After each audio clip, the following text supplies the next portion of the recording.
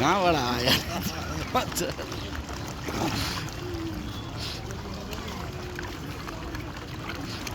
ए भाइ कहाँबाट आयो यार यत्रो माछा अहिलेसम्म त एउटा थिएन हिजो हाल्न थाल्यो आधी मिलेर भए होइन माछै माछा जम्मा भइसक्यो यार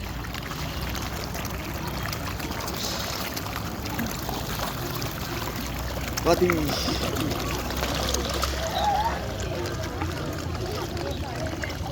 खै त एउटा गर्नु पर्यो भने हातमा राखेर खुवाउनु पर्यो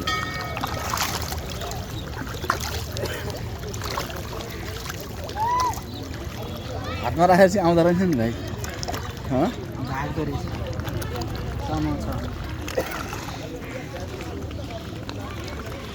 हालिदिउँ एकछिन बस अब म कहिले ल्याइदिन्छु भन्थ्यो पैसा दिएको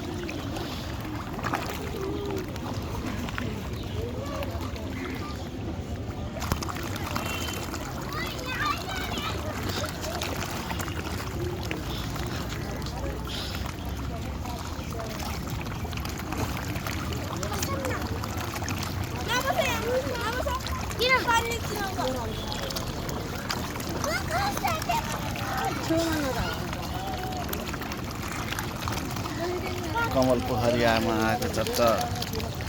माछा हेर्नुलाई